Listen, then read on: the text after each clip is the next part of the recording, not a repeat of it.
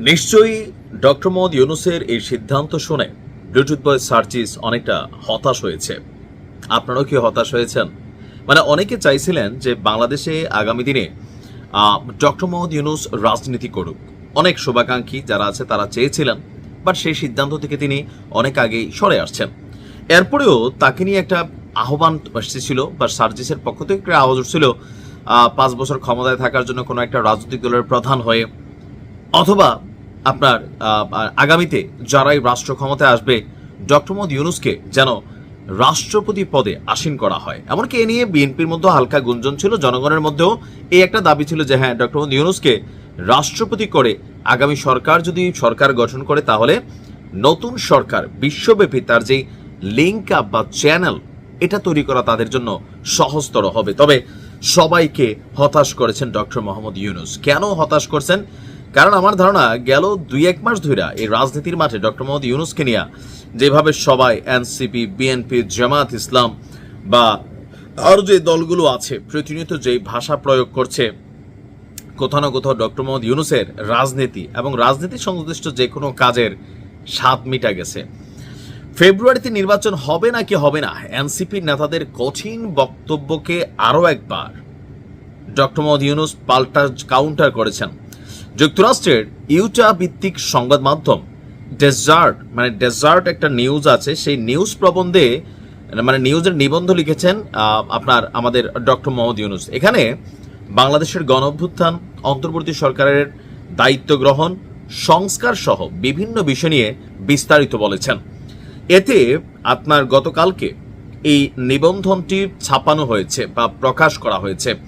এতে প্রফেসর ইউনূস বলছেন আগামী বছরের ফেব্রুয়ারিতেই নির্বাচন হবে। তার মানে এখন যারা মনে করতেছে নির্বাচন হবে না, এদের অনেকের নিবন্ধনই নাই, এরা নির্বাচনে যাওয়ার মতন সক্ষমতা আছে কিনা, তুমি আর আমি আর ডামি এরকম 5-7 জন বা 10 জন নেতা দিয়া তারা চাইলেই এখন কোনো এই নির্বাচনকে আর ঠেকানোর ক্ষমতা নাই। সরকারের উপদেষ্টাদেরও খুব কঠোর ভাষা প্রয়োগ, যে এনসিপির কথায় কিছু যায় আসে না।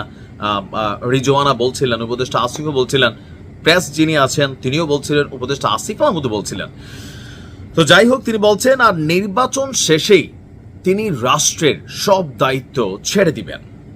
নির্বাচনে যে সরকার গঠিত হবে, অনেকেই এই দাবিটা করছিল যে সেই সরকারের কোনো পদে তিনি থাকবেন কিনা। তো তিনি নিজেই সেখানে ক্লিয়ার করেছেন যে নির্বাচনে যে সরকার গঠিত হবে সেই সরকারের কোনো পদেই তিনি থাকবেন না। তিনি লিখেছেন যে আমি স্পষ্ট করছি, জাতীয় নির্বাচন ফেব্রুয়ারিতে, এরপর যে সরকার আসবে সেখানে নির্বাচিত বা নিযুক্ত করা, সেই দল থেকে নির্বাচিত হওয়া বা নিযুক্ত হওয়া কোনো পদে আমি থাকব না। আমার সরকারের মূল লক্ষ্য হলো এখন একটি অবাধ, সুষ্ঠু এবং শান্তিপূর্ণ নির্বাচন আয়োজন করা, যেখানে রাজনৈতিক দলগুলো ভোটারদের সঙ্গে তাদের পরিকল্পনাগুলো বলতে পারবে। আমাদের মিশন হলো সব বৈধ ভোটার যেন তাদের ভোট দিতে পারে, যারা প্রবাসী আছেন তারাও। এটি একটি বড় কাজ, কিন্তু আমরা কাজটি সম্পূর্ণ করতে প্রতিশ্রুতিবদ্ধ। তো আমরা যে আশাটা করছিলাম পজিটিভ নেগেটিভ, দেখেন ক্ষমতায় যখন আপনি বসবেন আপনার নিয়ে আলোচনা থাকবে, সমালোচনা থাকবে। শেখ হাসিনা যতদিন ছিল সমালোচনা, এখন কেউ কেউ যে মাঝে মাঝে বলার চেষ্টা করেন আগে মনে এই জায়গাটা ভালো ছিল। এটা কেন হচ্ছে? যখন ওনার বিপরীতে এই জায়গাটাতে আরেকজন আসছেন, তিনারও কিছু ভুল ত্রুটি থাকবে। তো সেই ভুল ত্রুটিগুলো বাঙালি জাতি হিসাবে আমরা কিন্তু ক্ষমা করতে নারাজ, আমরা সমালোচনা করতে রাজি। যাকেই বসাই দে ভুল ত্রুটি টরতে কেউই না, বাট সমালোচনা বাংলাদেশে যেই ভাষায় গালাগালি, ফেসবুকে কমেন্ট, ট্রলিং, ভিডিও, এআই পর্যন্ত কাজে লাগানো হচ্ছে, তো সেই জায়গায় ভাই সুস্থ ভালো মানুষের রাজনীতি করার ইচ্ছা থাকে না। ডক্টর মোহাম্মদ ইউনূসের এমনিও নাও থাকার বিষয়, কারণ বয়স হয়ে গেছে, পাশাপাশি উনি যা যা পাইতেন মোটামুটি তিনি তো পাইয়ে গেছেন গত 1 বছরে।